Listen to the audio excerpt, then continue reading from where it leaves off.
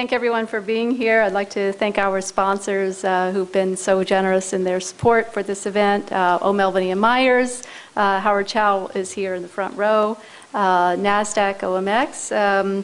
We did an event last month at NASDAQ and did the closing bell ceremony in Times Square, which was great fun. KPMG and Silicon Valley Bank as well. And Andy is here in the front. So we're going to kick this off with our first tech chat. And we're trying to keep this kind of lively and get a feel for the entrepreneur and what kind of success strategies he's using, what kind of failure strategies, but just try to get a real close-up view of what a Chinese entrepreneur is facing today in this new innovation world that we're all seeing coming forth. So let's start with Mark and Andy. Thanks, Rebecca. I'm Andy Chao with Silicon Valley Bank, and with me is Mark Lee, who's CEO and founder of Splashtop. And we're excited to be kicking off the Silicon Dragon event on Chinovation. And we look at the China market, and there's so many examples of high growth companies that are built on existing business models and applied to the Chinese market. Just look at companies like Baidu and Tudo. But Splashtop is a technology company that's truly innovating in China, creating IP that's aimed towards really a global market. In fact, you've already had quite a bit of success on that front already. So, Mark, can you tell us a bit about what you're doing at Splashtop? Sure.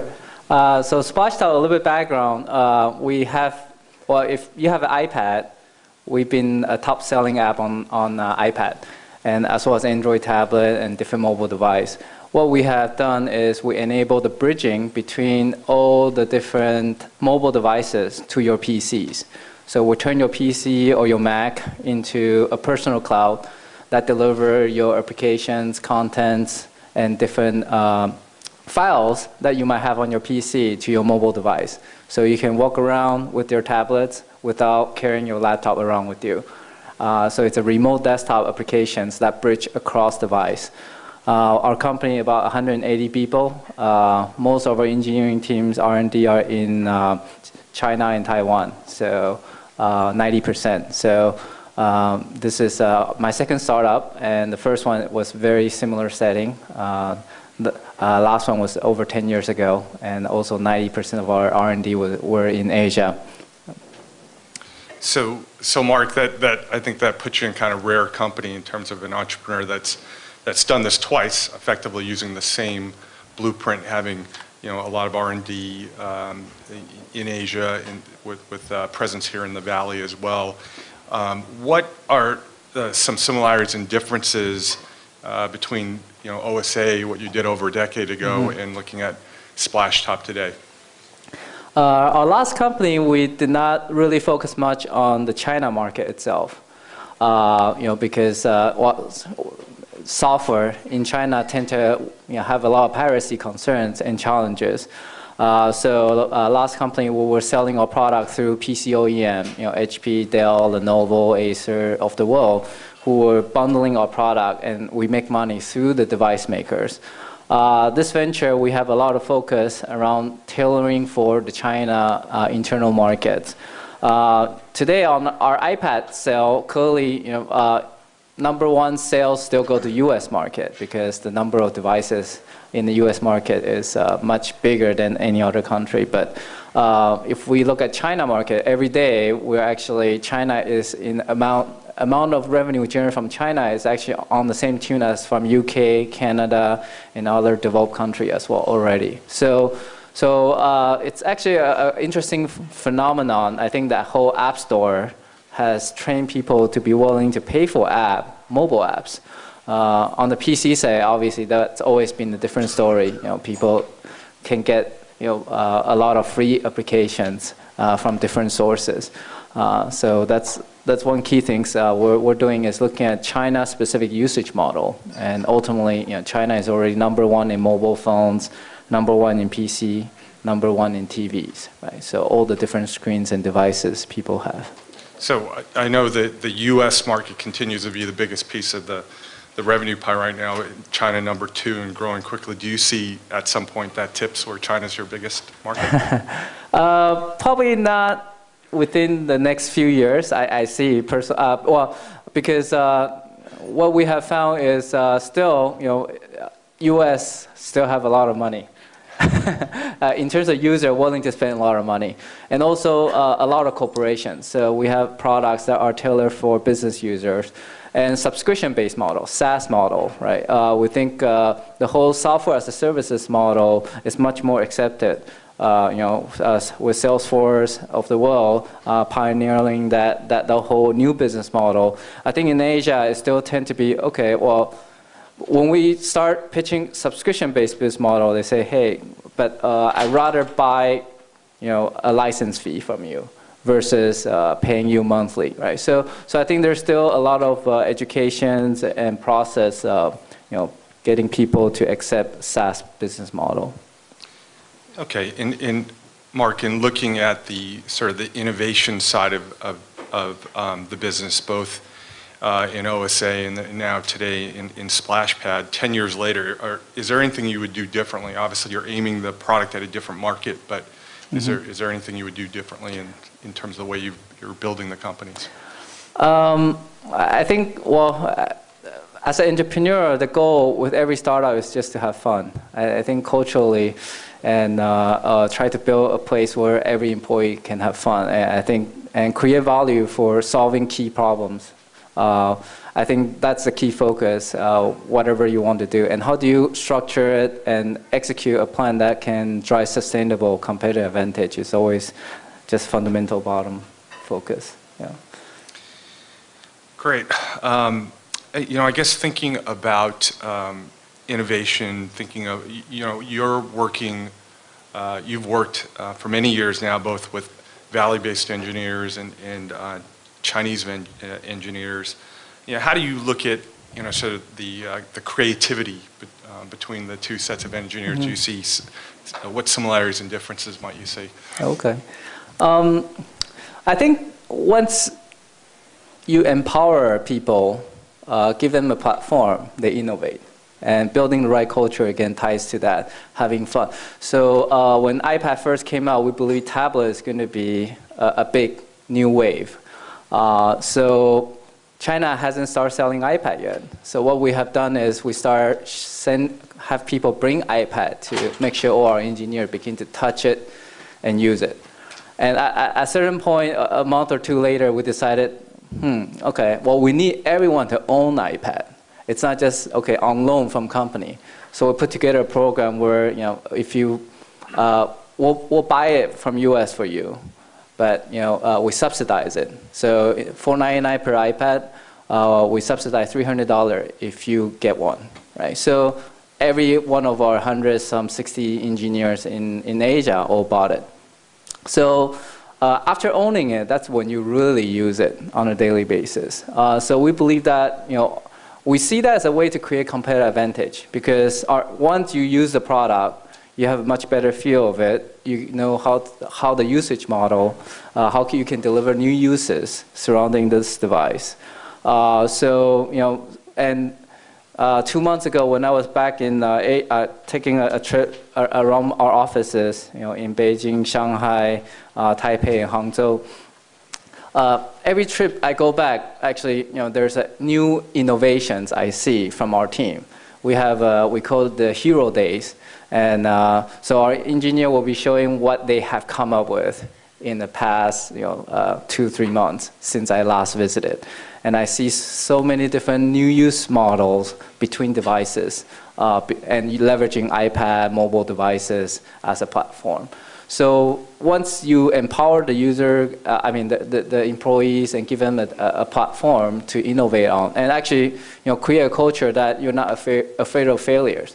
We have engineers who are now becoming product manager because they came up with the idea, they launched the product on App Store, and now they own the product. They're not just thinking about product features, but they're actually looking at users' comments, feedbacks, working with next generation product roadmap for that product, and also thinking about sales. Okay, what's the price sensitivity? Should I price at 99 cents, 199, 299, 399, right?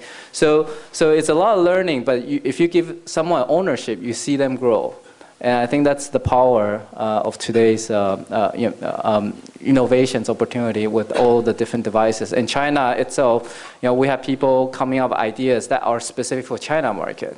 Right, so we have launched apps that are specifically for China because they see it's a unique usage model for the China market. So, you touched a little bit around the fear of failure and risk taking, and there's always discussion around how the Chinese education system, to some degree in the methodology used kind of stifles creativity a little bit. But you're doing things to really sort of pull that out, and that's something you feel like you can manage through. Can you talk a little bit more about that? Actually, I think a lot of Chinese in general too, my impression at least, is fundamentally very entrepreneurial oriented. I mean, my dad was an entrepreneur, my mom was an entrepreneur, my grandfather was. So when I was brought up, I was sort of thinking about, okay, one day I'm going to become an entrepreneur. And there's so many small business in Asia, right? So a lot of family all, have a small business, and they have always been very innovative in many different ways and aspects, very flexible, time to market. And so I always view, actually, the Chinese culture has always been very innovative and fast in delivering new value to the market. Yeah. I think that's really interesting, the family of entrepreneurs. Yeah. Absolutely. So I think we have time for one more quick question. Okay. So I guess a good way to wrap up the discussion then is looking at the spectrum of where you think China is from made to China to invented in China as a the third or fourth generation of entrepreneurs. Where do you see that? I see it's happening today already. As I earlier described, a lot of our engineers are already come out with new ideas, new products. Especially they are the ultimate user themselves. And when you are consuming the products and you're using the products, and you come up with new ideas how to improve that overall experience for the users. You see the deficiency, what value you can create, what problem you're facing. So I think with the explosion of mobile devices, it's already the largest mobile market in the world. There's going to be so many different innovations, new business model emerging in the coming years. Great. Okay. Well, thank you, Mark. We certainly appreciate your thoughts and comments tonight. Thanks, Andy. Well, thank you, Mark and Andy. So next, we're going to move into our next tech chat with Carl Madsen, the General Manager of Maxthon. Here he is. And Jiaxing Fan from KPMG. And we'll hear a little bit more about Maxthon. I first met the founder and CEO of Maxthon in Beijing about 5 years ago, and I know they've made a lot of progress since then. Please come up and take a seat, and you don't have to stand in the back. There's seats up here. And then after that, we'll do a quick China IPO update with Kevin Berry of NASDAQ. So let me turn this over. Go ahead. Thank you, Rebecca. Hello, everyone. Good evening. So today we are talking about China-vision, China innovation. So for Maxthon was originally developed on the Microsoft IE engine. So do you think Maxthon is a China-vision from a technology standpoint? Absolutely. It just rankles to hear that because Maxthon was originally... I mentioned originally. Oh yeah, originally. That's the key word. Although Maxthon, specifically through our CEO, Jeff Chen, has been innovating from the very beginning. And so what he did in a nutshell was take a small open source project that had died, and he rewrote it because he didn't feel that browsers worked very well. And at the time it was an IE shell. And so he took a look at what he needed and what he thought, and he completely redid the UI, and he innovated in things like tabs, for example. And really created something that people not only in China loved, but people all over the world loved. And I think that's really key. I mean, there was an emotional component to any product that people love. And I think Jeff has always known that. And so since that time, he's built on that with the browser. We've had a long-term dialogue with our users, always innovating. And our latest product, Maxthon 3, which is a desktop browser, is truly wholly unique to Maxthon. It has a couple of really neat things like, it has the Trident and the WebKit rendering engines, which will render the entire web. Dual core, right? The dual agent. Yeah, the dual core engines, right, as we call it. Turbo mode and retro mode, But we've also grown in other areas too. We've never been just a browser company. Jeff has always seen it as something that is just merely the frame for maybe the next operating system, the operating system of today and for the next 10 years. And as a result, it's really, we've gone different directions, and we're really much more of a software and services company than anyone else you might describe as a browser company, which is good, because if you know the browser industry, it's kind of scary. So. Okay, that sounds great. And I think China8 has twofold. The first one is technology innovation. The second one is business innovation. And I think Maxthon's story is legendary. Why I'm saying that is in the early stage, it was supported by online programmers worldwide working on the open source software code and funded by users' voluntary donation and expanded internationally without any marketing spending. So what do you think is the business innovation at Maxthon? Well, let me start by saying we kind of look at innovation in the same way that Douglas MacArthur looked at luck. He said that luck favors the prepared, and that's how we kind of feel about innovation. So, to echo Mark's point, we really, Jeff has really worked hard to create a culture of innovation at Maxthon for 8 years. And that culture has many of the things that we touched on earlier, where we encourage our people to stretch, and we have a culture where you can make mistakes. And we look for people coming in. We want the kind of people who get up in the morning and want to make something new, which is really different, and not what you might normally expect in the Beijing tech scene. Yes, yes. And so, as a result, we've been able to do some interesting things. On the technology side, the browser is obviously very unique. It's very fast. I think, in my humble view, it offers the best out-of-the-box experience of any desktop browser. But it's also been integrated with things like cloud services since 2005. This is where Jeff was thinking that, and he's the CEO as chief product person in many ways, and he innovated that piece because he was looking at the future and thinking about sort of the multi-device world that we're now more fully entered into, and multi-platforms. And he's really thinking, and we're really thinking about a sort of portable web experience that travels with you. And that's what we've been building on.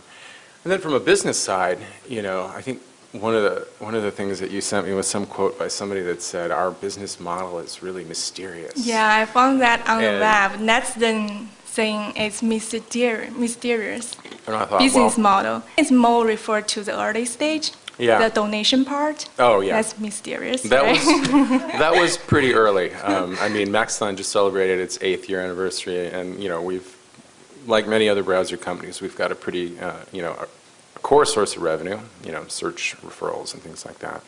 But we've also really diversified that through other web products and other areas because we see, we were not just a browser company, and we would hate to have our whole company rely or be dependent upon a model that is not likely to change, but could change very radically overnight. So you have very good advantage because browser is a gate to the internet. Whatever website you want to go, you have to use the browser first. Exactly, right? And that's, we kind of laugh. Well, we don't laugh, but we think of apps as specialized browsers in a lot of ways that do one or two things really, really well in a simple way. And that's where the whole thing's going. So yeah, absolutely.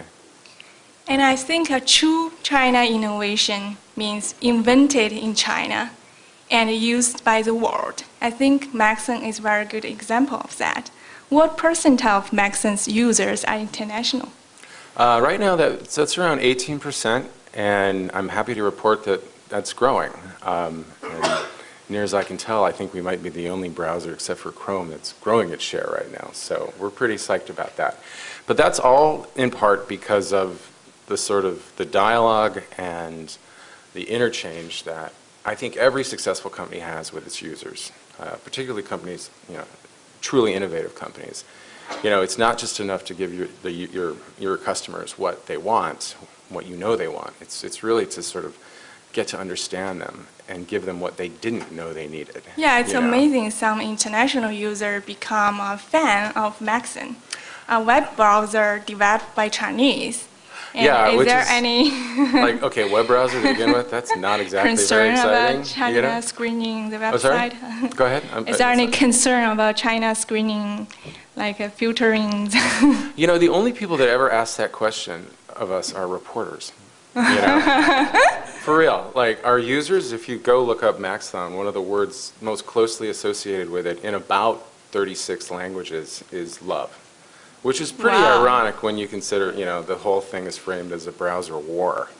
Oh, yeah. I mean, people randomly go to our Facebook page and say, I love this. I'm only going to use this now. And that's a testament to, I think, a lot of things. But the culture of innovation and the desire to do something different is key. And that has to be sort of in the DNA of the company, no matter where you are. I really like this part. I don't know what you feel, but this love part, I really like it. Because for a web browser, it's about love and care for the users. I think that's the core value of Maxon is the user experience. And actually, Jeff Chen, your founder's motivation to create Maxon is because he's not satisfied with IE experience.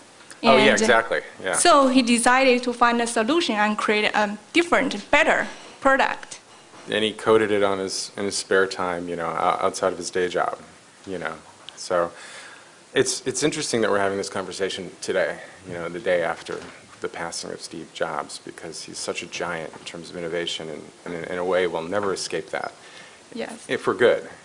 Casts a long shadow, and I think many people in this room. How innovation can change the life of so many people. Exactly. And, like at an emotional level, So that's where we're going, and we're a grown-up company, and you'll be hearing a lot more about us. Yeah, we need the next generation innovator.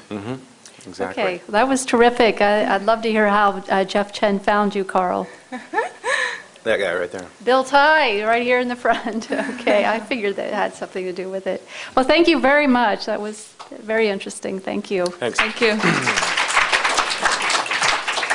And please come up and take a seat. You don't have to stand in the back. And next we're going to get a brief China IPO update from Kevin Berry of NASDAQ. IPOs were going full blast last year from China in the first few months of this year, and then they slowed down. I'd like to hear about what the outlook is. So maybe you have some data points you'd like to share with us on what you're seeing so far this year and what the outlook is for the rest of the year. Sure. So not too many. This is Kevin Berry from NASDAQ. Thank you. In terms of the Chinese outlook, I've got more stats on the U.S. market, so perhaps that'll serve as a proxy. But yeah. Last year we were extremely busy at NASDAQ in terms of new listings. This year, not so much. Right. There's really only 12 deals right now currently in the U.S. pipeline, and of those, half have already been canceled. Wow. And they've tried to get out, but that's actually indicative of actually what's happening right now in the U.S. market. Anything else taking its place, like India? Because India is coming up. India is, although that's slowed down as well. Slowed down as well. Europe is dead. Europe's dead? Wow. But the U.S. is going really strong, right, on IPOs? So the U.S. is doing well. It's the biggest pipeline we've had in 10 years. There's wow. over 200 deals that are on file. It's sort of a disconnect between filings and pricings. Right now, it's a 2-to-1 ratio in terms of number of deals being filed versus pricing. And so I think any iBanker would tell you with the VIX, which is the volatility index, in the mid-30s, you'll need to see that sub-25 before you see any deals start to get out. So perhaps there's a mega deal out there. There certainly are a couple. that could open up the window. But absent a reduction of the VIX index, it's going to be difficult to get some prices done for the remainder of the year. Mm-hmm. Well, I think people were a little surprised that Trudeau made it out in August during such a tough market. How did that happen? Yeah, well, there's a few that are willing to brave it. We actually have a company right now that just launched on Tuesday, so they'll price in the next 10 days, and there's another company that's going to... What was that one? That was Ubiquity. Which Ubiquity, okay. Down in San Jose, VC-backed. So they'll hopefully, I mean, there's been a bunch that have been on the road and have actually canceled on the road, so... Oh, really? Wow. Yeah, sure. So, well, I mean, if you're a PM and, you know, if in this market, you're not going to want to take on the volatility that's inherent in an IPO. So that's what you're seeing right now. Uh-huh. Is this a ripe climate for M&A then? It is, although curiously enough, M&A's been down as well compared to last year. I don't know what that's really what that's about. I would prefer not to have M&A. I would prefer folks go for an IPO. So. What about the competitive landscape? Is the Chinese exchanges, are they having an impact at all on NASDAQ? So they are. I mean, although you're seeing, certainly in the news the last several months, in terms of the disclosure and the regulatory environment in China is certainly more lax. So folks, some of the Chinese companies that have listed here have had to restate or have come under sort of increased scrutiny. So that's sort of impacted them as well. Yeah. But I mean, 10 years ago, a company like Prada would have never thought to even list, remotely, and now they are, right? They can raise over $1 billion. Manchester United, which is the football club, I mean, they're going to list in Singapore of all places. So you just wouldn't have seen that. I think that's sort of a function of sort of the regulatory burden and the cost to go public here in the U.S. Are some companies trying to go private now because of all the public scrutiny now? In Chinese companies? Or well, overall. Well, in particular, Chinese companies, because those are the ones that are under investigation and with reverse mergers and the accounting scandals and all that. So that's right. I don't know that I see a particular pattern there, and I don't think I see a particular pattern here in the U.S. either. If anything, if we contrast today to even a couple of years ago, I mean, we have a very healthy pipeline. So if the markets do I mean, you can't have up 300 one day and down 250 the next. But if we can just get some stability, I mean, the number of deals that are in the queue, as I said, hasn't been that many in over 10 years. Okay, well, thank you, Kevin. Sounds like things will eventually get a little better. And the VC, there's a healthy VC component to all the deals that are in the pipeline. So. Oh, really? Yeah, it's close to 50% of all. 50% of the deals in the pipeline have a VC component. So that's good for the Valley. That is good for the Valley. Okay, let's give Kevin a round of applause. And let's bring up our VC panelists next, please. Richard, Tim, Howard, Deng, Marguerite, Bill. Who else? Got everybody? And I'd also like to introduce Diana Deng while they're getting settled. Diana is kind and courageous enough to do the videotaping of today's program. So this is Diana here, and let's give her applause too. And you can see a replay of today's program on Deng TV. Diana's an entrepreneur. And she started Deng TV, so I encourage everyone here to watch her show. She's got about 40 interviews in the next 2 weeks. Oh, she is. Oh, Brad, you need to be up here too. She's got the actress together with Yeah, it's really, really cool. Well, we need one more chair on stage. Do you want us to slide down? Which should we go left or right? Let's all go right. Here, we'll go closer this way. It's all a community, you know. It's all kind of incestuous, right? It's hard to do panels of more than 5. Okay, don't be shy there in the back. Okay, he wants to be shy in the back. Okay, so we have this distinguished group of venture capital experts and also Stanford regional innovation expert Marguerite Gong Hancock. And I think we're going to really try to have a debate here today on whether China really is moving up the innovation ladder or not, and what are some of the signals that it is or that it isn't, and what does it mean for Silicon Valley tech leadership. China has really moved up very fast on the patent scales. It's gone to 4th in the world for new patent applications. That's one sign. China is also the 2nd largest venture capital market in the world after the US. Of course, China's had all these magnificent IPOs, at least it did have until about 3 or 4 months ago. And there's been a lot of home runs out of China. Most of those home runs so far have been with the clones, like the Baidus and the Alibabas and the Dangs and the Youkus and so forth. But now I think we're getting to a new generation of more original thinking kind of entrepreneurs from China. So we're here going to be discussing this theme, and let me just briefly, in case anybody doesn't know who everyone is up here on stage, let me introduce them. Richard Lim first from GSR Ventures. GSR Ventures is an early stage investor based in Beijing and also the Valley. Richard's done a lot of very interesting deals out of China, including the Groupon of China, a travel search company, Ad China, and he'll tell us more about those deals in a moment.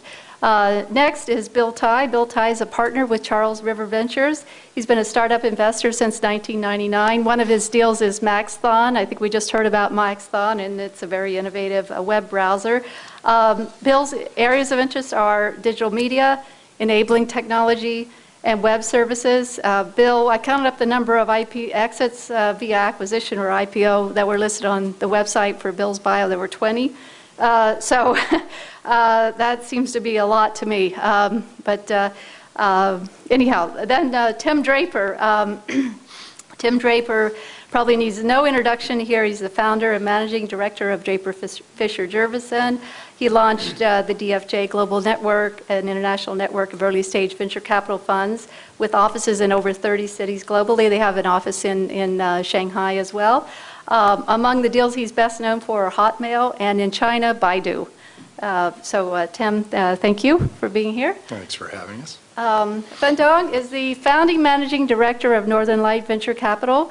He has nearly 20 years of technical and managerial experience in the computer communication and data network industries. He was the co-founder of NetScreen Technologies, and he set up this venture fund in 2005. He's here from Beijing. Let's welcome him as well. Thank you. Thank you. Next is Marguerite Gong Hancock. She is the associate director of the Stanford program on regions of innovation and entrepreneurship, otherwise known as SPRIE.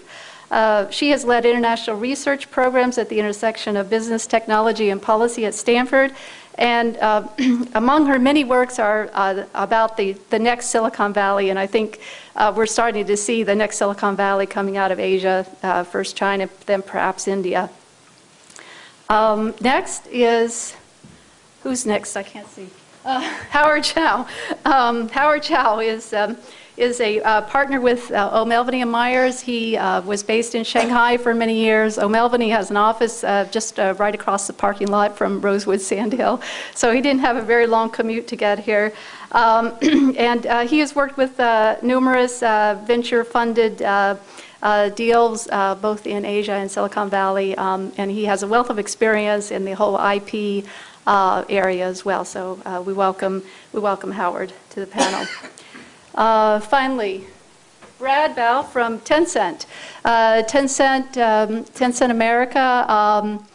Brad and I had a nice chat the other day at Heista and learned a little bit more about what he's up to here at Tencent. He's been here at Tencent in the Valley for about 8 years now, Brad? 6.5. Oh, 6.5. And he's doing a lot of partnership deals and licensing deals. And I think obviously Tencent is one of the more innovative companies out of China. So we're glad to have Brad here on the panel to offer his perspective. Okay, so that's our panelists. We're going to go for about well, as long as I can stand here, which may be about 50 minutes or so, and then we'll do some Q&A for 10-15 minutes. So you can warm up your questions while I fire away in the beginning. So let me just start with a really broad question.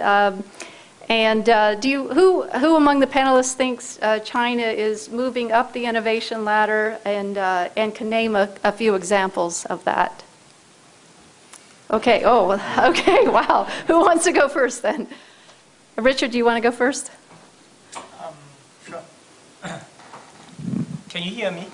I think you better move the wireless mic down. So, well, let me just touch on two things. Well, one company we funded, one company we did not fund, right? All of you have heard of Zynga, which is basically building social games based on a free-to-play model, monetizing through virtual goods. And that business model was pioneered in China, right? Tencent was one of the earliest, companies that did that. And, Shendao is probably the one that did that on a broad scale. I mean, the stock price crashed when it first announced they're going to change their games to free-to-play, and then came back up when it proved to be successful. And those of you who know what happened at Zynga, you know that they looked very closely at that and decided that they were going to clone that model in the US. We funded a company in the LED space, which has some of the world's leading intellectual property around doing LEDs on a silicon substrate, which dramatically reduces the cost of building LEDs. Okay. And there are many more examples, but just. Okay. Well, yeah, Tim? I'm sure I'm going to have a lot more answers for you on Saturday because I'm headed back to China on Saturday. So, so being at least 6 months out of the loop, I still know that YiPay came up with a great mobile payment systems around the top-up model, and that was never created here in the U.S. Mobim was the first one I know of that did text and video at the same time, but not speech. So you could text to each other in class without the teacher knowing, and you could see each other on the screen, but you couldn't. And Baidu has had many, many innovations over the years, and you're seeing a lot of things that happen on Baidu that have not happened on Google or Bing or any other search engine. So, yeah, I believe that incredible innovation is happening in China. In fact, innovation follows confidence.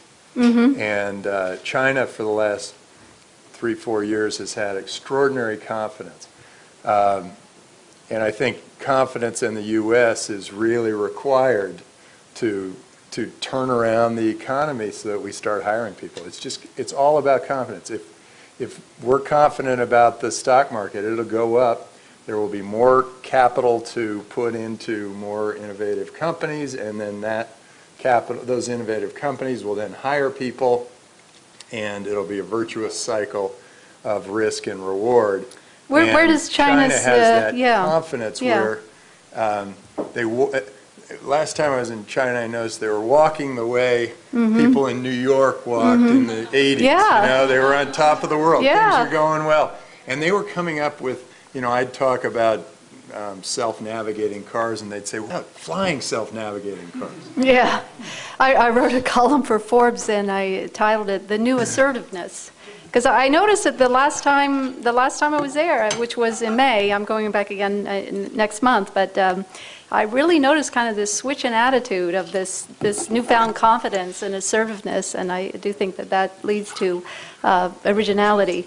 So does this China tech rise, does it pose any kind of threat to Silicon Valley?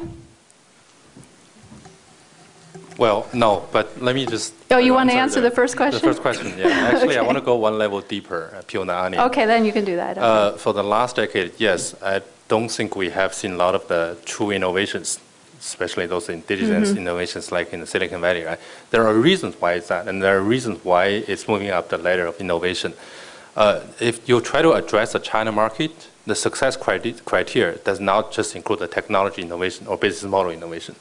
It needs a lot of other things which are more important in China than in US. For example, I would say the marketing and sales skills, because you don't have a complete team there. You have to do, as a CEO, you have to do a lot of things. You have to be well-rounded, right? And you have to have a lot of government connections there. So if you're just a technologist, you're unlikely to be successful in China, more unlikely to be successful than in the Silicon Valley. Secondly, in China, if you try to address the China market, the success model, especially in some sectors like internet, fast is the #1 thing. Right? If you can copy other people's model, especially the Silicon Valley model, apply to China, if you're the first mover advantage actually even more so in China than US. Thirdly, the customer, they require not necessarily the differentiated product, but they require cheap, less expensive product. So that drives all these CEOs thinking is, okay, I got to do it fast. I got to get the least expensive one. And okay, I don't have a complete team, so what I'm going to do, I'm copy first.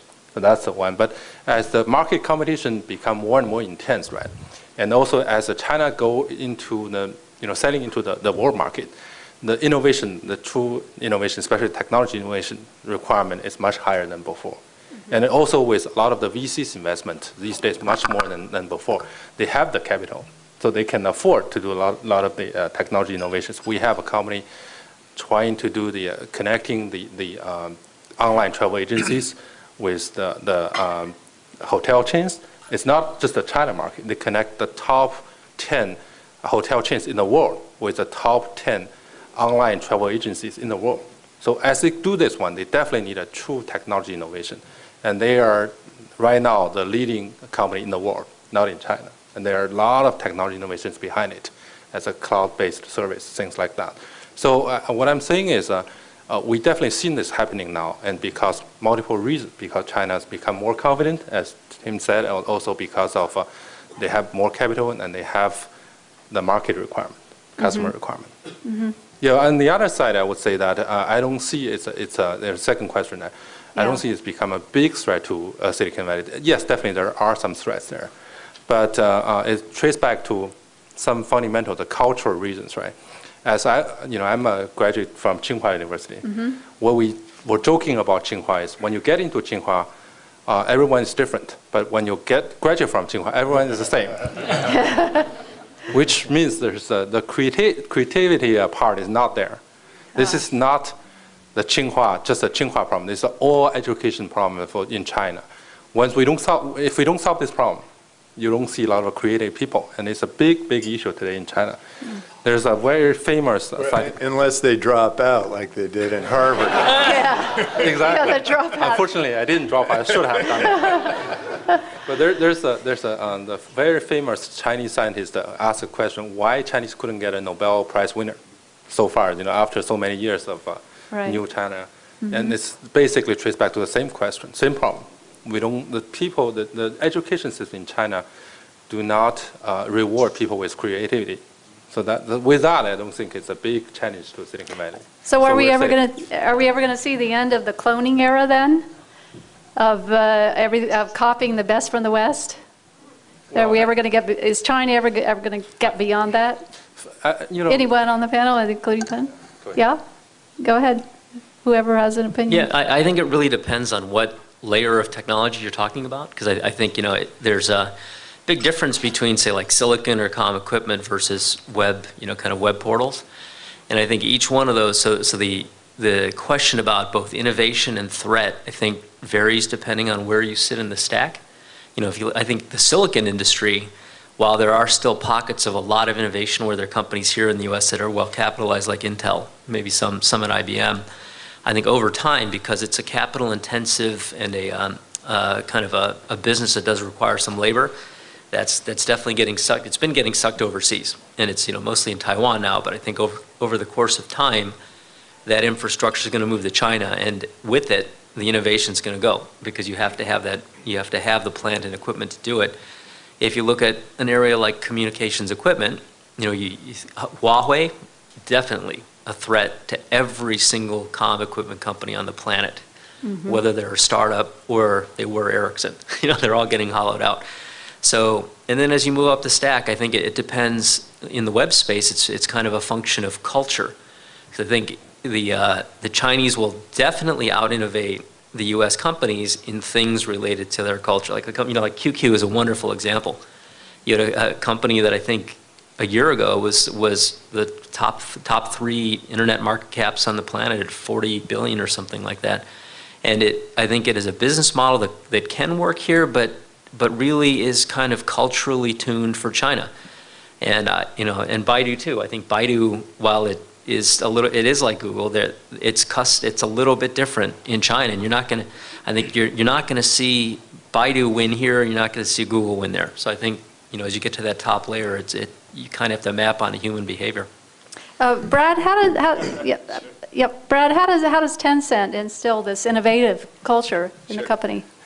Yeah, I think thanks for all the credit to Tencent and the QQ and the products. So first I'd like to share some observations and some of the examples with everyone. And then second, I think really what's around the topic is not really, whether it's coming or whether it's true or not. I think everyone should have agreed that it's true, but it's not mutually exclusive. It's really, innovation is happening everywhere in the world. It depends on the degree and in what area.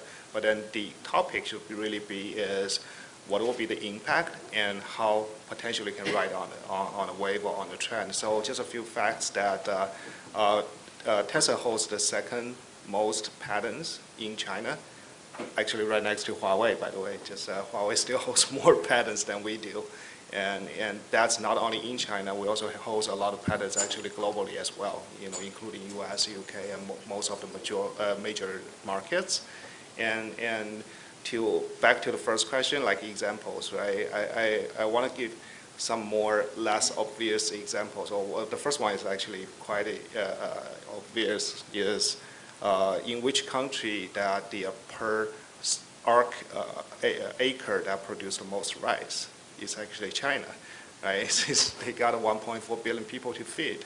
And why I'm saying this is that why the innovation comes into place is there's really a strong need for it, and there's enough talents and technology and platform to support it, and there's a business model around it that really drives it. So that leads to the second example I'd like to give is anti-hacking technology. It's not as bad in the US as it would be in China or Korea or Russia, and these countries have to develop very strong anti-hacking technology in order to defend their properties. And nowadays you see that is coming to US because the web is started. You see like banks got hacked or the government got hacked or that. And we have very good technology and on that front. And also like the network gets complicated. We have very distributed network infrastructures that help to really distribute the contents in real time. It was not a need before. Right? Emails, you can receive it 2 minutes later, that's fine. But you're more so on real-time communications and real-time, informations, like even Facebook chat, right? You don't respect them to get a message 2 minutes later. You need that real time. But then when a network gets really complicated, how you deal with that. So a lot of companies are looking into that before, whereas we had to look into that 10 years ago, since the complication of the networks. So back to the third question is that, second question, whether it's a threat or not, I would say there will always be healthy competitions, but the fact of the human history is that innovations will be learned and will be spread across the entire globe, and it will benefit all of that. And one of the examples I could give is that, back to the anti-hacking and stuff, that we invested into a company called Realy Games in the US, they're based in LA. And the first thing they turned to us is that whether we can help them with server technologies and anti-hacking. And that's what we'll help them with, to make them a stronger company, not to weaken them. So that is very shareable. So again, that, back to the impact, right? Yes, there will be innovations, and back to the trend is how you can ride on it. And Zynga did an awesome job, right? They look at East and say, oh, that's a smart business model and how we can apply it here. So I'm not saying they copy it, but it's really learning it and also tweak it to the form that's suitable for the local market, and they made a huge success. So that's my... Okay, thank you, Brad. Howard, is there a relationship between IP protection and innovation, and can you elaborate on that? I'm sure there is. I think there definitely is. And let me just go back for a second to the patent issue, and it's related to your question. Mm-hmm. You know, there are a lot of studies about the relationship between innovation and the number of patents filed. And, you know, obviously it's an imperfect metric or measure of how much innovation is going on in a society or an economy. But it is a measure. It is a factor that people look at as a measure. And as I think someone just alluded to, China is definitely growing at a tremendous rate in terms of its patents filed within China, and also Chinese companies filing patents abroad. The people parse it and filter it different ways. They look at, for example, the number of patents that are filed first in China. They look at the number of patents that are filed in more than one jurisdiction because it costs more money to do that, so those are perhaps more high-value patents. They look at patents that are filed by foreign companies in China and Chinese companies in China. All of these metrics are being looked at to sort of measure, at least from one perspective, how innovation is progressing in China. And in general, the conclusion, I think, is that China is growing very fast in terms of the number of patents being filed in China, and that this is one measure of real innovation going on. Now, why is this happening? You could say one is that the government has set a goal that China will be an innovation society by 2020. Okay. And so, and they've set a goal for a number of patents to be filed. I mean, they want a lot of patents filed. So, and they're giving financial incentives. So you could say, well, gee, is that really a good measure then? I mean, is it really a measure of innovation or a measure of government quotas? So I think I don't think you can. It's black and white. You know, I don't think you can throw away this metric. Clearly, there's some issues with it. And, so there's a whole question of the quality of the patents being filed. But nevertheless, I think it's very clear that companies like Huawei, like Tencent, they're patent leaders now. And if you look at the number of patents they're filing, it's tremendous. And so, and then to your other question, Rebecca, you know, there's no question that there's a connection between innovation and patent protection and other IP protection, and the fact that Chinese and other companies are filing so many patents in China and spending money doing it is a measure of their sincerity and their belief in their products and the fact that it will be protected and the fact that they're going to invest in this technology. You know, there are lots of studies in the U.S. and other places of the connection between innovation and patent protection, and you know, economists differ about how much protection there should be, whether it should be long or should be short, but you know, there's no question that there's a connection, and I think that China, given that the legal regime is getting better, it's not perfect, it's getting better, that there are lots of lawsuits now about IP protection in China. There are a lot of lawsuits between Chinese companies as well as foreign and Chinese companies. The fact that you know, my perception is that companies are getting, in general, getting better protection through patents than before. I think that's sorry. More lawsuits doesn't sound like progress to me. Just depends on if you're a lawyer or not, I guess. Yeah, right. It's progress if you're a lawyer. Marguerite, could you talk about how research and scientific institutions in China are helping to feed the innovation chain?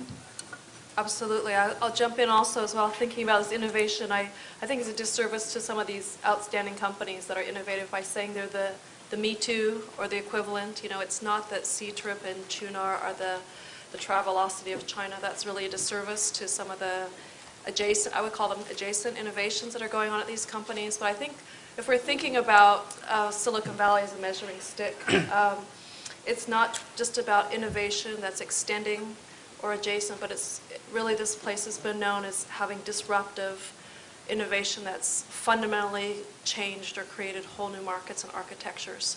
And that, I would submit, is not yet happening in China. And it's not only happened once here, but it's happened in successive waves of technology, right? And I think that's not yet the case where we can point to a region where there's an intense concentration of talent and capital that's had 1, 2, 3, 4, I would count 4 waves of IT disruptive innovation here, and then on top of that, bio, and now clean tech coming along here. So that's a different kind of a qualitative difference, and And so I think that is not yet to happen. I'm optimistic about what's happening in certain regions, but most of the companies that we've talked about are individual companies, not entire regions. What are some of the high-tech regions you're seeing coming up in China, and what areas are they? Are they in these green eco-cities that you're starting to see spring up, or other areas? Well, Zhongguancun outside of Beijing and in Shanghai and Shenzhen are the three, I think, most vibrant if you count them by number of startups, revenues, employment. But second-tier cities are clearly coming up quickly. In the clean energy area, I think the eco-cities have been largely areas of investment and a lot of infrastructure investment. Some might say sort of build it and they will come kind of investment, and a lot of work in PV and other kinds of areas, but I would suggest not a lot of widespread innovation, and certainly a sort of over-investment in some of those areas. So that, in my opinion, the eco-cities are interesting, but not centers yet for significant innovation and technology. Are any of the venture investors here investing outside of Beijing, Shanghai, Shenzhen, into other second and third tier cities in China? Well, actually, we separate Shanghai with Yangtze River Delta. Okay. When we said that, it actually includes Suzhou, Kunshan, and maybe even Hangzhou, some of the Zhejiang provinces as well. That actually, Yangtze River Delta is an area of interest to us. Actually, probably I would say even higher than Shanghai. If you look at the number of companies doing true technology innovation.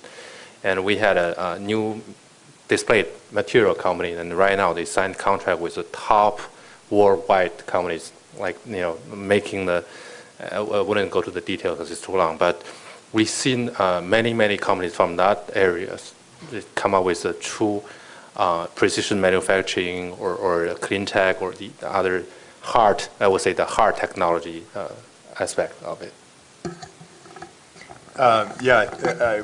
We have 3 RMB funds in different regions, Wuxi, and then 2 I probably won't be able to pronounce. And then we also have offices in Shanghai and Beijing. So yeah, very interesting. People are encouraging that. It's nice to see some creativity outside the main thoroughfare. Yeah, and I think some of those hinterland cities are trying to build up their own expertise, whether it's automotive or clean tech or Fendang. I see you shaking your head. So can you elaborate on that? There's some specific cities that are trying to develop their own expertise. Wuxi, and actually there's a number of Changzhou or Ma'anshan, Nantong. I can name 5 or 10, but I don't know whether translation how to do it in English. But these are a group of second-tier cities. If you look at them, government put a lot of efforts behind the structural change. So this is actually, when we look at what sector to invest, we actually look at what are the mega trends. Urbanization, consumerism, and one of the mega trends is that China's economy is transforming from made in China to created in China. And a lot of, this is partly from market-driven reasons, but part of it is our government try to drive this one. So different government have their own incentives to do, to stimulate or give some stimulus to some certain sectors. LED, for example, GSR and us, we invested together 2 LED companies. They both got a local government subsidy or support, right? And the one thing is, Ma'anshan is, for example, is one city that the government really drives the LED industry. The automobile, you mentioned that. Also, Hangzhou government, for example, right? And the animation is Wuxi is actually very strong in driving the animation side. Yeah. Do you think that this government helping hand in China gives China an advantage over what's happening here in the U.S.? Richard? So I think we sometimes forget that the development of the internet was fostered by a government organization here in the U.S. called DARPA, right? DARPA funded the development of the whole infrastructure, which eventually became the internet. And so I think government certainly plays a role in the U.S. as well as in China. But is the government really effective in China in pushing this innovation agenda forward or not? Probably more effective than the U.S. More effective than the U.S. But in the long run, is that going to pay off or not? Or is it really the grassroots kind of entrepreneurship that wins in the long run? You know, I think what's really interesting about all the great communication systems that we've got now through the internet are that the geographic borders have fallen. And so as entrepreneurs, we can work from China, work from the U.S., and even if we can't physically move from one to the other, we're out in the virtual world, and we can communicate with people all over the world. And what that means is, first, an entrepreneur can start anywhere. And next, entrepreneurs are going to gravitate toward the government that is the most attractive to them, which means that governments have to now compete for entrepreneurs and money and businesses. And I think you're right. I think China has done a better job, at least in the last 10 years, than the U.S. has. I mean, the U.S. is trying to shove entrepreneurs out the door. Yeah. And China's saying, hey, yeah, this is working. Let's keep it going. Right, right. That's why I said for their own interest, they want to stimulate the entrepreneurship because they can get more revenue and more employment and more taxes. So this is very effective in China, how the government uses this one to help. And keep everybody happy. Well, and consuming? Yeah. Yeah? That's part of the agenda too? May I just jump in here? Yes. The role of government is tricky, right? We can see in China, for example, the government is maybe not has much success in choosing standards for certain kinds of things, so where that's not been as effective. We've seen here in the United States what happens when government tries to pick winners and what's happened in Solyndra. So the role of government can be, I think, most effective long-term for creating a sustainable environment for investment, for entrepreneurship. And not so obvious, not just for China, the United States, Singapore, many other places, where if the government has explicit a very heavy hand in trying to pick winners or in choosing standards that go against the market. So the role of the government can be very effective, but it has to be sequenced in a certain way and targeted in a very strategic way. You know, that bringing up Solyndra makes me think about our government and what they've done. They threw a bunch of money away on Solyndra, and then they go and they blame Solyndra, whereas it was bureaucrats that made that decision. And the same thing with Fannie Mae and Freddie Mac. And the government said, we're going to guarantee these loans. Go ahead and make bad loans to people who won't pay them back. And we're going to set this program up. And then they go after the banks and they say, you guys are bad. I mean, we've got to make sure we know where those bad decisions come from. And you know, one more comment to add on to Tim's. I don't know if any of you happened to see Obama's talk this morning, but he went beyond blaming the banks. They blamed China. I don't know if you guys saw that, but he's pointing fingers everywhere else. Yeah, he basically said... said... It's very hard for him to see in the mirror. He said they made the right decision at the time and certain things will fail, and he kind of said that this one failed because of the subsidies of competitors to Solyndra in China. Anyway. Wow. So when I go to China pretty regularly, I'm always amazed at the pace of just the incredible pace of nonstop and Saturday and Sunday even, and cell phones constantly. And then when I'm here in the Valley, I just don't sense the same kind of energy. Is that a problem for Silicon Valley compared to China? Because I was here during the .com boom at Red Herring magazine then. I felt it then, but I don't know. It seems to be sort of underground. Well, I do think I understand what you mean. When you go to China, it's just busy. In the metropolitan areas, you just feel this energy like 20 hours a day. And yes, it felt like that in 1999 here. But I think because of the ups and downs, the entrepreneurs here are they might not have lived in that period, but they know of the period. And I think people kind of temper their enthusiasm because they know better. I see. And I think see in it. China it's kind of the first time around. So I just Yeah. qualify. Yeah, maybe that is it. I don't know if that's really true. I do know that in China there's a lot of energy, but I think in the Silicon Valley we've still got it. You just wander around Stanford and say you're a venture capitalist, and then the angel investment clubs that are popping up all over the country. I think it's really not. It's not so gone underground? here. Okay. It's just you hear a lot of whining from Washington, and that you hear that and you go, oh God, not again. Oh God, are we out of work again? And here everybody's working and everybody's coming up with new businesses and things like that. Maybe you should visit Europe. Good one. No way. No way. Israel, maybe. Actually, what I see the difference and which could make an impact or threat to Silicon Valley and the whole United States is the manufacturing capability. We have a very strong manufacturing capability in China. It's kind of the center of the manufacturing for the world. From very sort of low-end stuff to very high-end stuff, right? But what in U.S. it's kind of like, okay, we go to the upstream or the design side, but you forget about that's actually the fundamental cornerstone of the whole economy.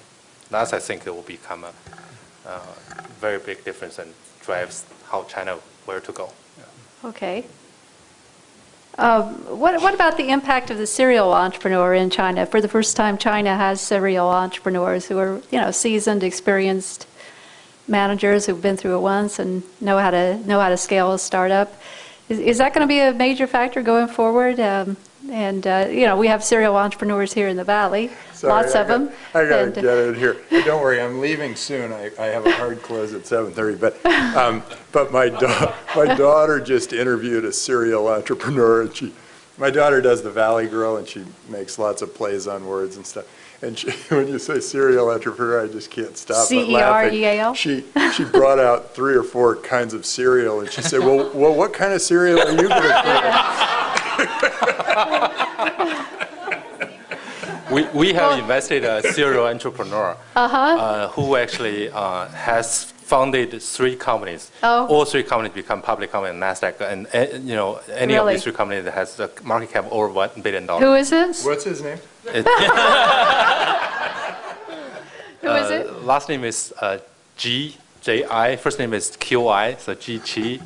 He's the founder of C-Trip, Home-In, and China Lodging. Okay. So 3 companies, Sure. and all 3 companies are public companies. Okay. But in general, you may not be able to see so many serial entrepreneurs, which actually a problem for China now is everyone wants to become a venture capitalist or PE guy. They all want to become an angel investor instead of do another company? Must be kind of addictive. Anyone else on that? Brad?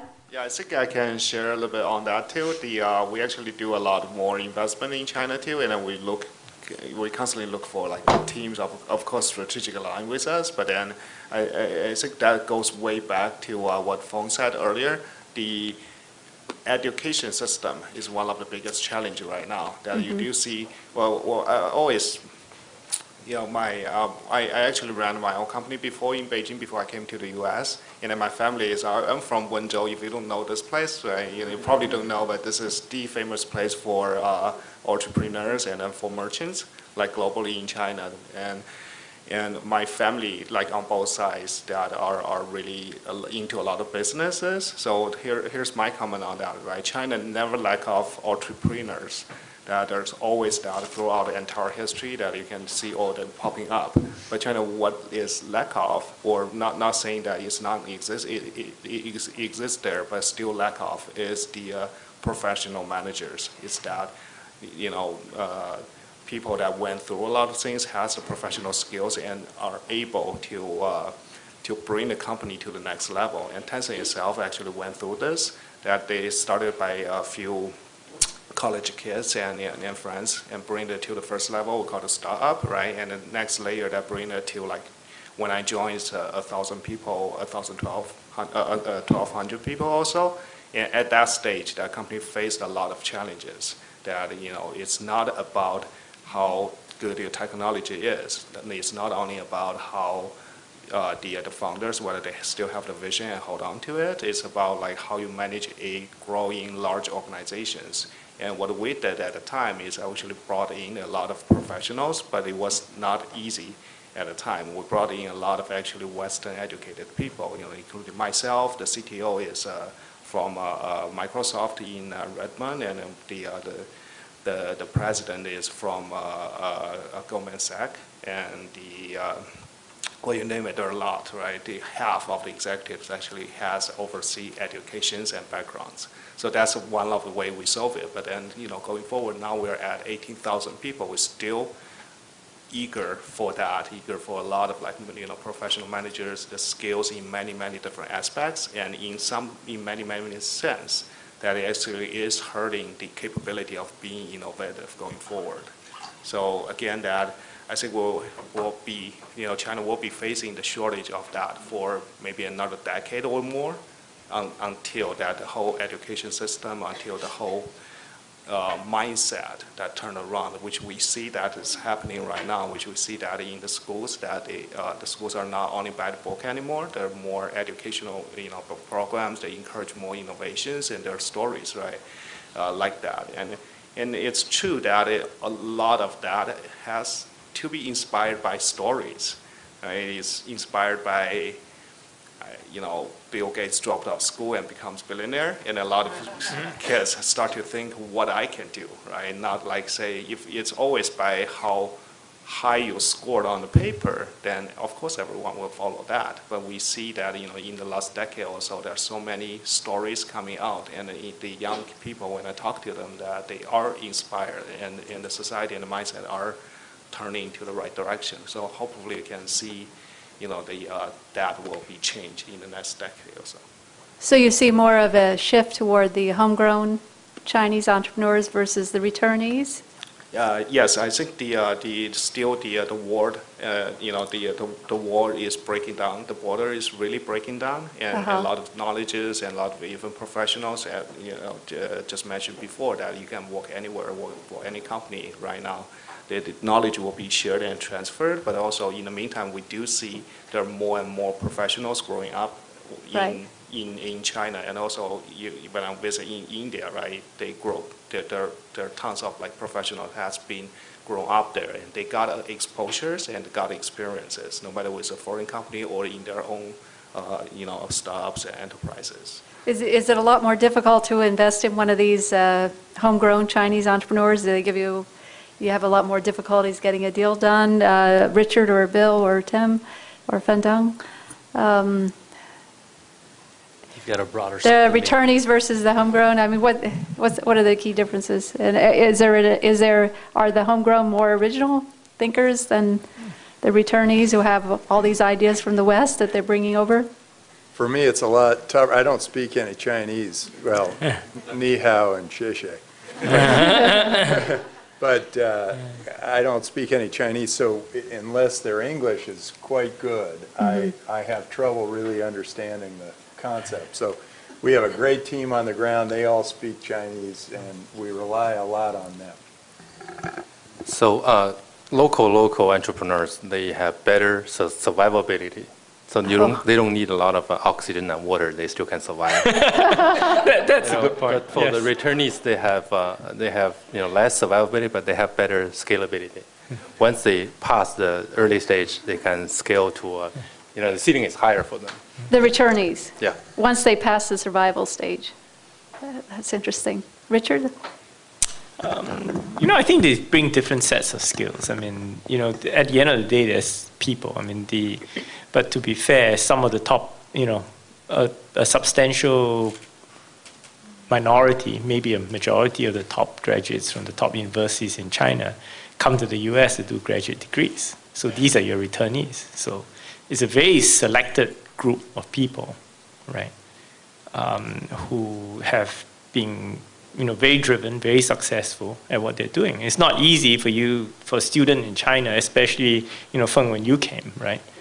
The ones that came 10, 15 years ago. It's not easy for you to, from China, not speaking English or not speaking English well, to find your way into a US university, do a graduate degree and find a job here and be successful here.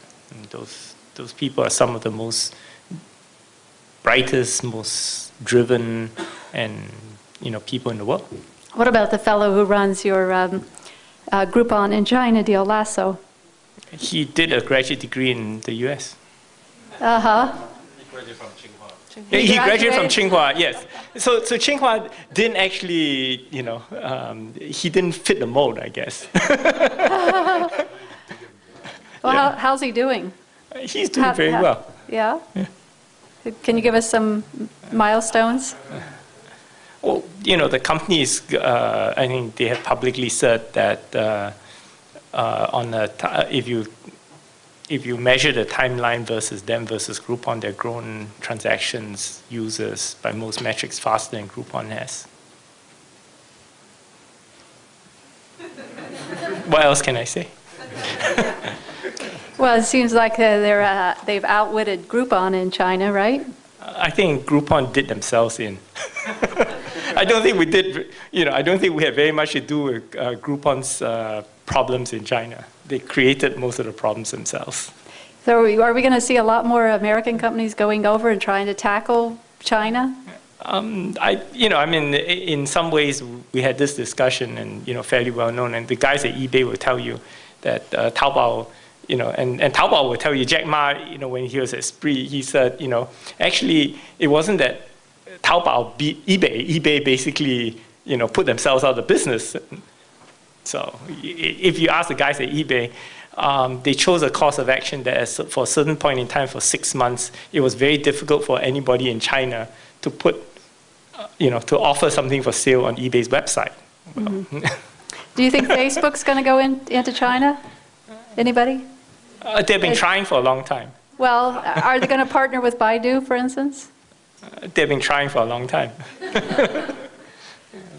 What could be their best? What could be their best entry strategy? Well, it's getting a little hot in here. I have to go. You guys can move closer. I'm so sorry. Okay. Thank you, Tim. Mark's got a Chinese girlfriend, and he's learning Chinese. Gee, just when we were just getting into the hot stuff about Baidu, of course that's one of Tim's deals. But anyhow, what's Baidu's best success strategy? I mean, Google's best. I'm sorry, Facebook. Excuse me. Partner with Tencent. Partner with Tencent. They've tried for a long time. Okay, sell themselves to Tencent. Okay. Yeah, maybe that. Yeah, right. Sell themselves to Tencent. So I was going to ask, do you think Steve Jobs is on a lot of people's minds today? And I think he's held up as one of the world's greatest tech innovators, digital media innovators. Are we going to see someone like Steve Jobs out of Bill? I'd say it's inevitable. But the question is, what's the time frame? And it could be a long time. I think there. You see, he's such a unique individual. But I think if you really think about the style and his attention to detail on products and the kind of the perfectionist attitude and the margins he charges for that, that kind of company, it's works in the U.S. because of the GDP per person here.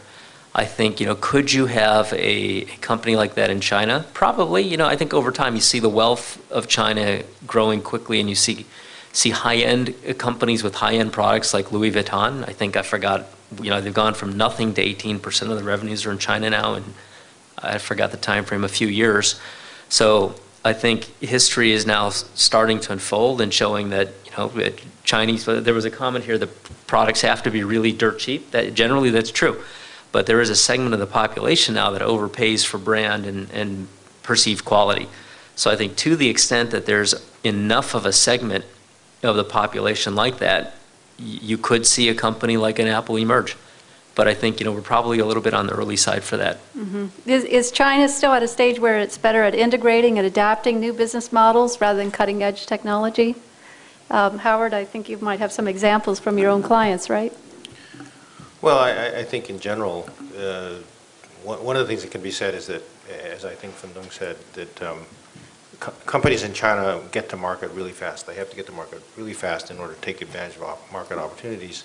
And those kind of companies, very often, they're not there to prove that they're the smartest people in the room or that they're going to change the face of technology. They're there to get to market.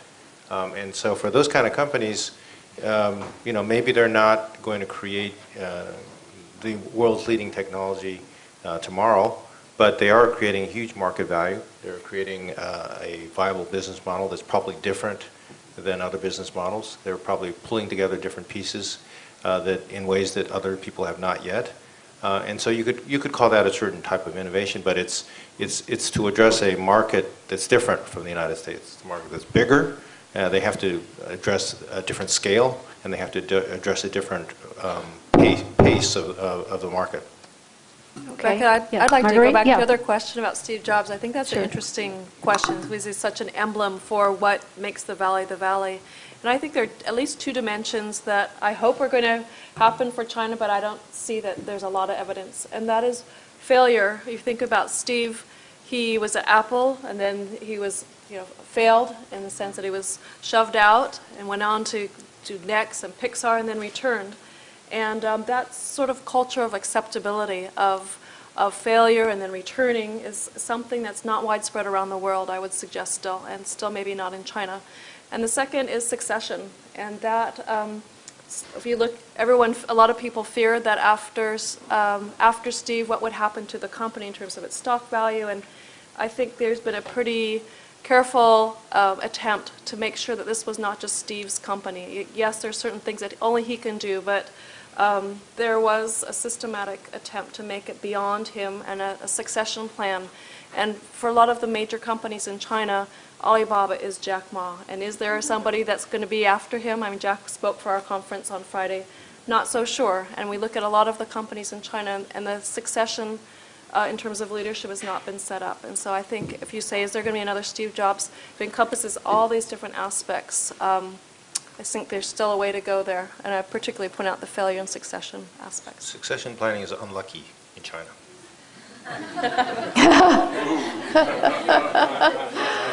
Okay. I'd like to add a really quick to it. Sure.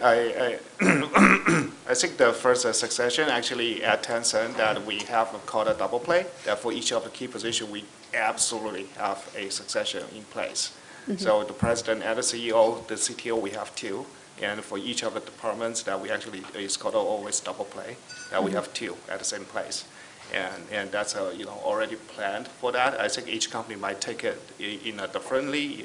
It's true that if you look at the company at Alibaba, that's like one man show in a way. Well, if you look into the organization, I cannot 100% say sure that's the case, right? Sometimes that Sohu take for that example. The CEO really is the one that doing the PRs, but they're running the job. Maybe it's not him at all. So it's a little bit different from Steve Jobs, mm-hmm. which we recently talked to, and then what we feel is the whole organization is built around him. So even when we talk to the senior executive VP of Apple, what do you think about this? And more than often, the answer we got is that I can report it to Steve and see what he says. That's true. That's that's and all the way to the senior VP down to the director level or that, and the organization is built around him.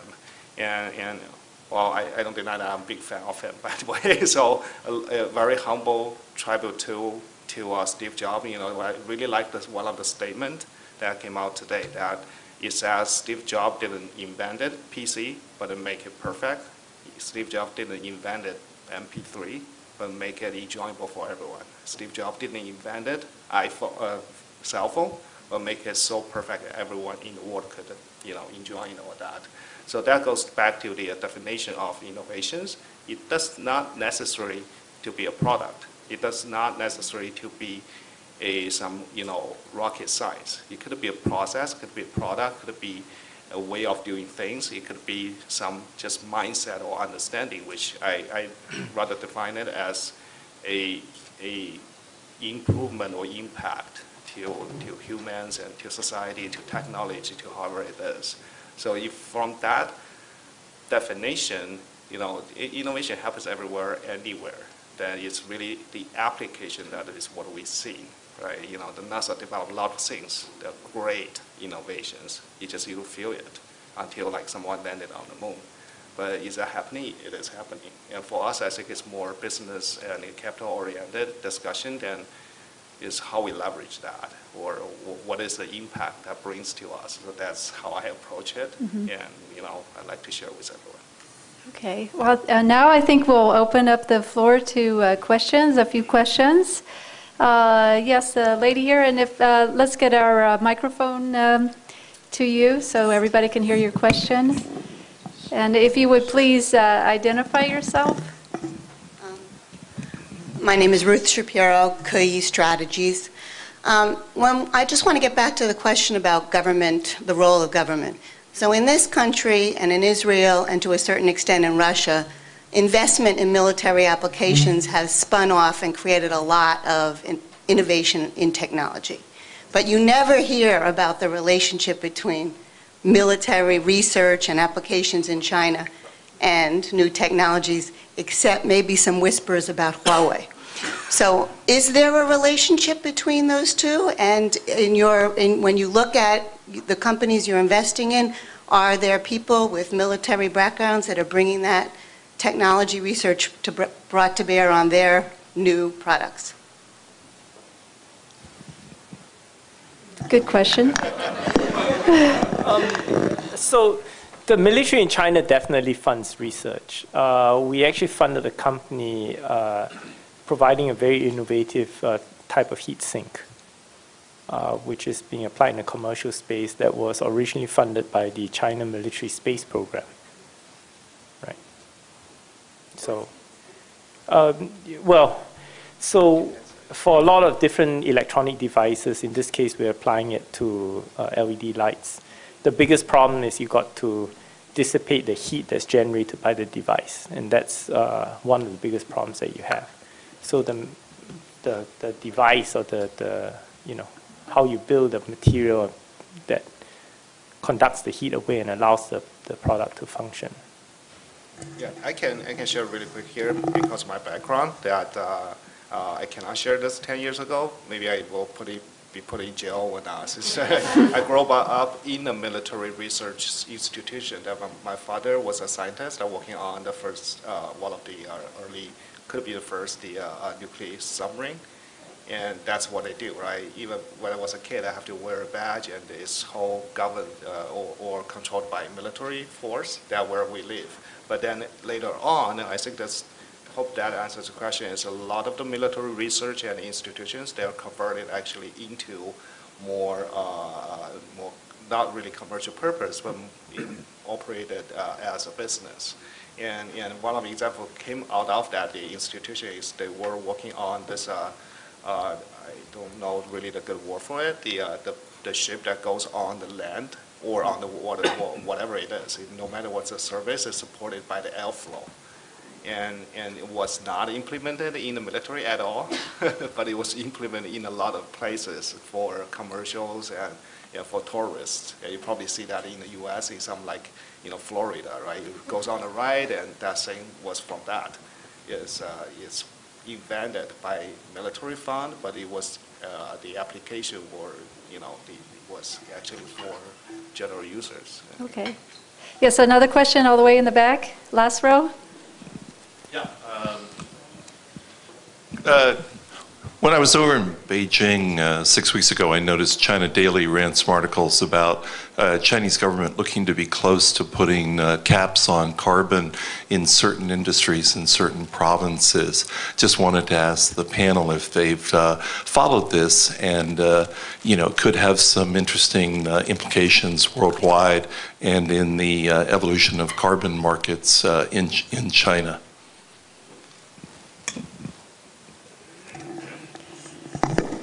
Well, there are a lot of discussions inside China about this low carbon cap, right? I don't think at this moment there's any conclusion, what kind of policy, because Chinese government is not one entity. There are a lot of different ministries or agencies that are discussing what is the best way, and different, provinces may have their own view. But what I can tell or I can say is that definitely Chinese government is very determined to solve the problem of this the carbon and all these things, environmental issues, and they understand it's their own interest to solve this problem, not just try to deal with U.S. or the foreign world or Western world. And it's definitely they know that there's going to be a limit to their own economy. So for their national development strategy, they have to solve this one. They're very determined on that part. Yeah. Another question? Yes, this side. Hey, my name is Wendy. Got a question about the mobile app.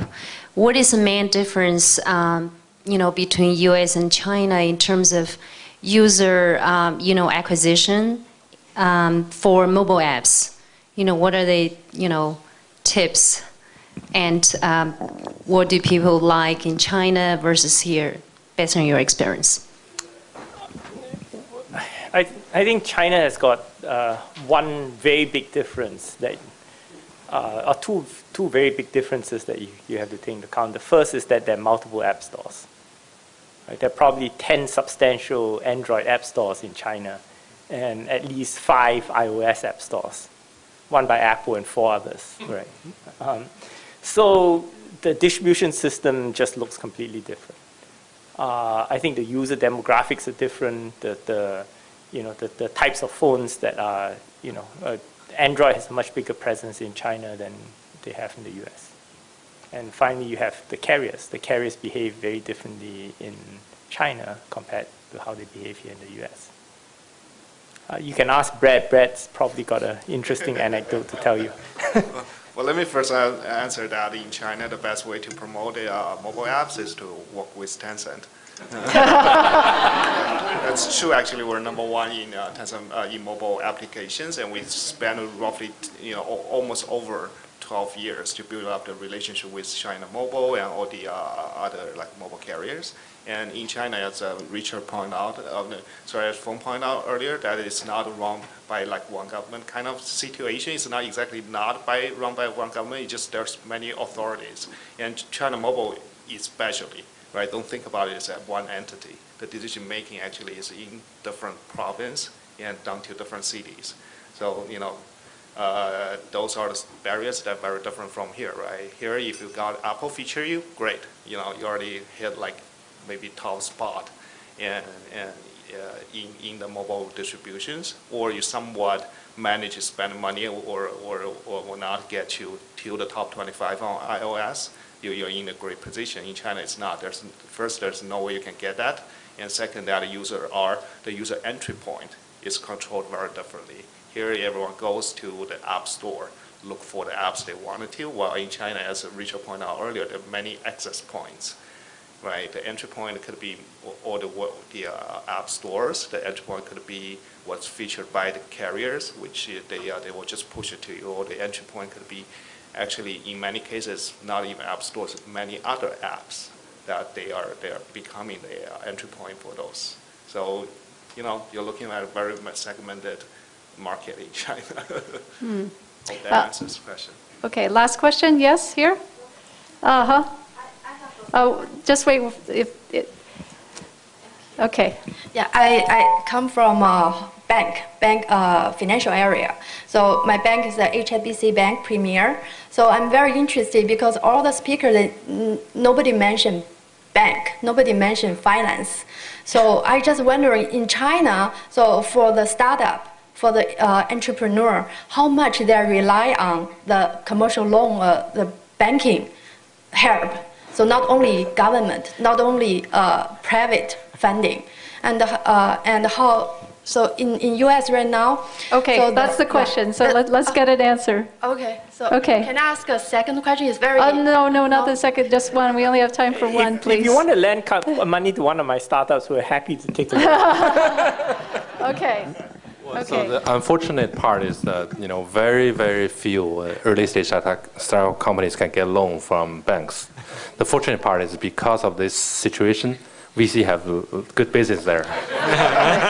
So But overall, if you look at the top 10 world banks in terms of the profit, and China, I don't know, have more than 50%, right? And or top 10, China's Fortune 500.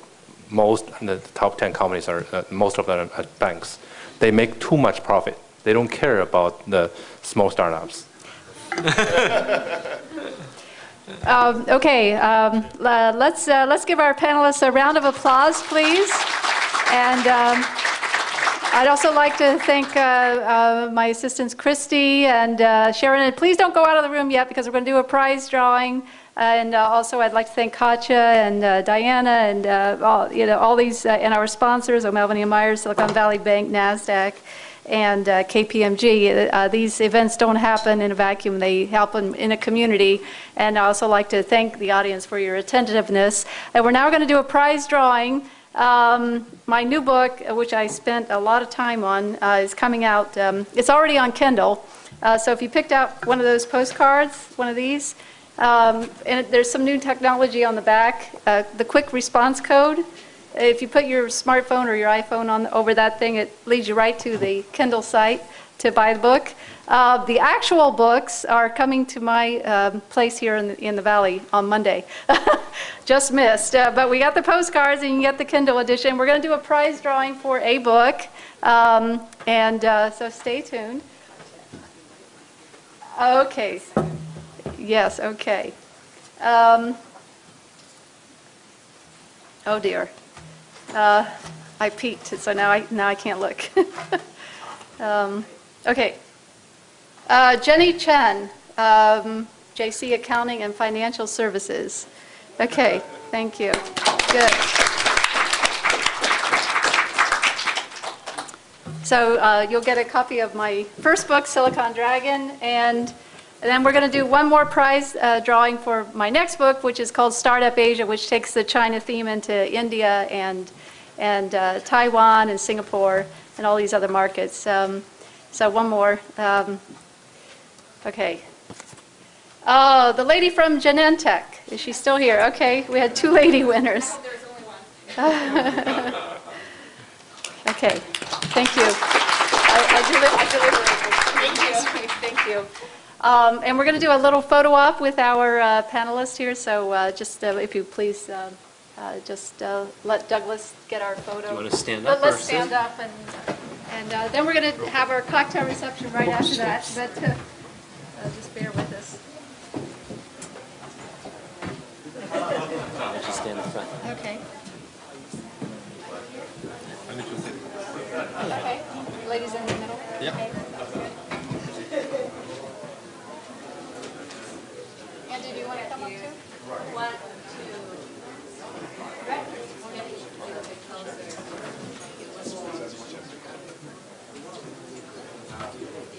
One.